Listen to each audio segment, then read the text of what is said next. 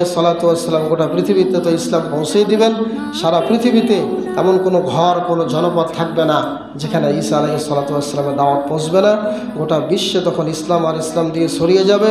পৃথিবীর সবাই ইমানদার হয়ে যাবে, মুসলিম হয়ে যাবে এবং স্বাভাবিকভাবেই ঈসা আলাইহিস সালাতু ওয়াসসালাম অন্য অন্য নবীদের মতোই তিনি মৃত্যুবরণ করবেন, ইন্তেকাল করবেন এবং তাকে আবু বকর, ওমর এবং বিশ্বনবীর কবরের মাঝখানে তাকে দাফন করা হবে।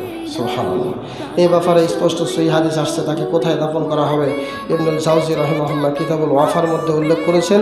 হাদিসটা আব্দুল্লাহ বিন আমর থেকে বর্ণিত। তিনি বলেন, রাসূল সাল্লাল্লাহু আলাইহি ওয়াসাল্লাম বলেছেন, ইয়ানজিলু ঈসা ইবনে মারইয়াম ইলাল আরদ, ঈসা বিন মারইয়াম জমিনে আবির্ভূত হবেন। ফায়াতাযাওয়াজু, এমনকি তিনি বিবাহ করবেন। বলেন সুবহানাল্লাহ। বিয়ে পর্যন্ত করবেন। ওয়াইউলাদুলা, এবং তাকে সন্তানও দেওয়া হবে, তার সন্তানও হবে।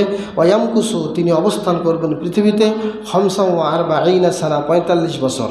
অনেক মুহাদ্দিসিন কেরাম বলেছেন এটা 50 বছরও হতে পারে অথবা 40 বছরও হতে পারে। এর মাঝামাঝি 50 থেকে 45-এর মাঝামাঝি সময়ে তিনি পৃথিবীতে অবস্থান করবেন। সুম্মা ইয়ামুতু, এরপরে তিনি মৃত্যুবরণ করবেন। ফায়ুদফানু, এরপরে তাকে দাফন করা হবে। বিশ্বনবী বলেছেন কার সাথে? মাই ফি কবরি, আমার সাথে, আমার কবরের পাশেই তাকে দাফন করা হবে।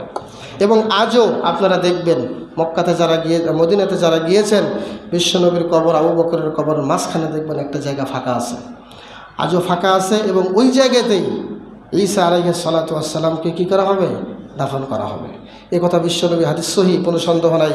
বিশ্বনবী বলেছেন, ফা আকুমু আনা ওয়া ঈসা ইবনে মারইয়াম ফি কবরিন ওয়াহিদিন বাইনা আবি বকর ওয়া ওমর, আমি এবং ঈসা আলাইহিস সালাতু ওয়াসসালাম এক কবর থেকে উঠব, আবু বকর এবং ওমরের কবরের মাঝখান থেকে আমাদেরকে উঠানো হবে। সুবহানাল্লাহ।